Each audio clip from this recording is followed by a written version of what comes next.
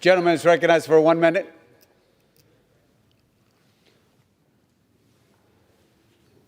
Mr. Speaker, this is a sad day and a difficult day for the House of Representatives and for our country. I have had the great honor of serving this body for 40 years.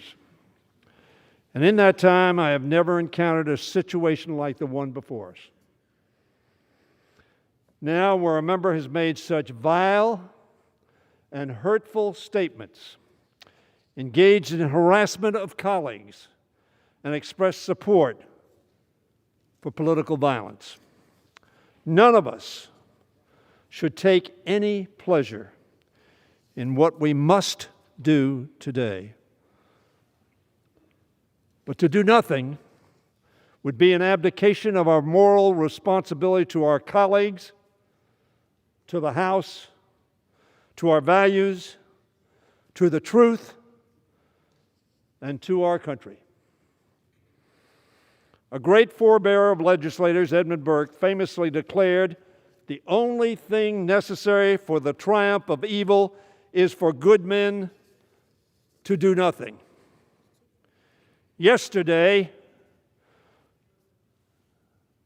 the Republican conference chose to do nothing. So today, the House must do something. I have heard some condemnation from across the aisle of the contents of Representative Greene's statements.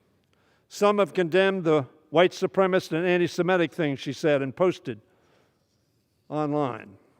Some have condemned the falsehoods she shared about 9/11 and the horrific school shootings. But I have heard little from Republicans about the horrific statements made by their colleague making threats of violence against Democratic elected officials and her threatening conduct towards Representative Bush and others. Indeed, Mr. Speaker, there seems to be much silence when it comes to her incitement of political violence. In the Washington Post yesterday, columnist Greg Sargent wrote, and I quote, "Whatever happens to Greene, Representative Greene, the truth is unavoidable. Republicans have yet to offer a clear and unambiguous declaration that political violence is unacceptable and has no place in their ranks." And I've heard too much about process and not enough about accountability. No member ought to be permitted to engage in the kind of behavior that Representative Greene has and face zero consequences.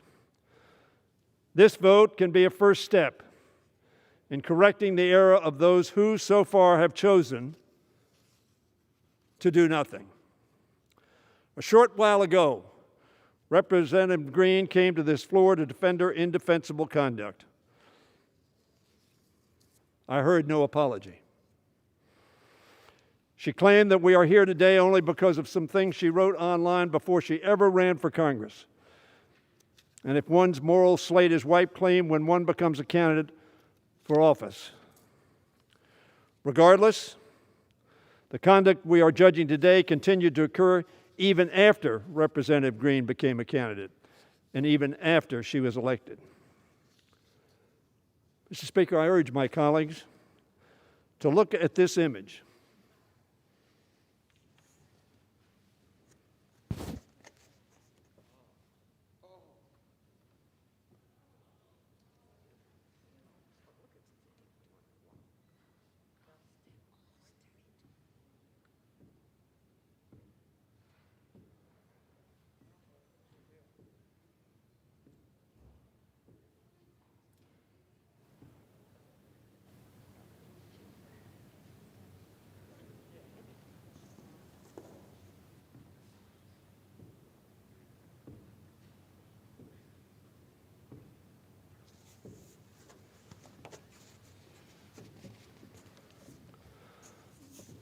I heard about motherhood today. Two of those women, between them, have 6 children. They're mothers.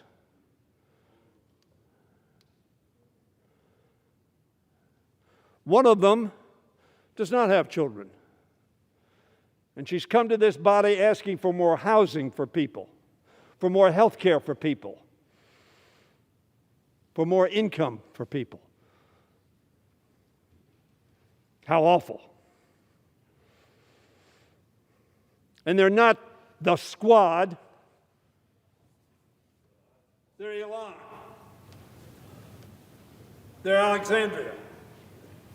And they're Rashida. They are people. They are our colleagues. And yes, you may have disagreements. But I don't know anybody, including Steve King, who you precluded from going on committees, for much less. And this is an AR-15 in the hands of Ms. Greene. This was on Facebook just a few months ago. That is a message of peace and reconciliation and peaceful democratic dialogue. The Squad's worst enemy, AR-15, in hand. Sounds like the guns I fled. I have never, ever seen that before. Is this a precedent-setting event? It is. Because the conduct, the tweeting, the QAnon association, I heard the disavowal of QAnon, I learned more. AR-15, Squad's worst nightmare. Is that what was intended to do? That each one of these ladies would have a nightmare about somebody with a gun. An AR-15 can carry up to a clip of 60 bullets.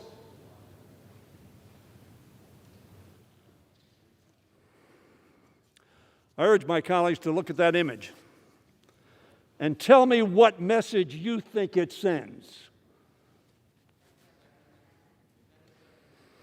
Here she is, armed with a deadly assault rifle, pointing it toward 3 Democratic members. Now, the pictures are put together, you understand. They were not present. I understand that. And she captioned it, the Squad's worst nightmare. Yes, some people are having nightmares and fear. And some people who wanted to give other people nightmares committed sedition and broke into the House of Representatives and tried to stop us electing a president of the United States. These 3 faces are real people. There are 3 reasons we're here.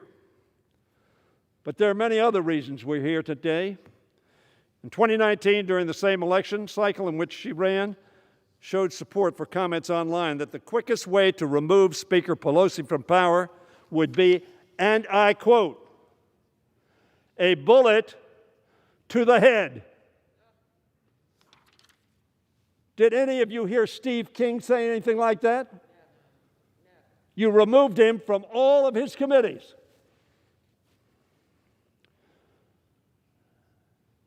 But as I said, you did nothing.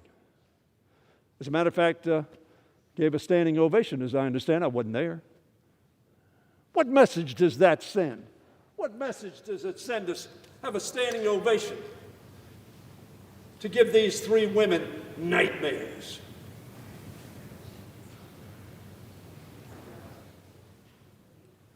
Indisputably, these are clear threats to commit or incite political violence, not from years ago, but just months ago. Imagine the pain that these members' families must be experiencing when they see pictures like this one. Imagine what our children think, their children, or when they know their loved ones are walking the halls of Congress and may encounter harassment as it happened to Representative Bush. So I ask my colleagues on the other side of the aisle, when they take this vote, imagine your faces on this poster. Imagine it's a Democrat with the AR-15. Imagine what your response would be, and would you think that that person ought to be held accountable?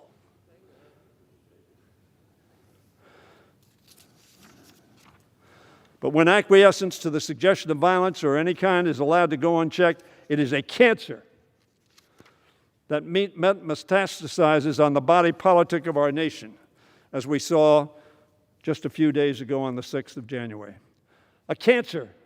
That's how Senate Republican leader McConnell described it. He said, "Loony lies and conspiracy theories are a cancer for the Republican Party and our country."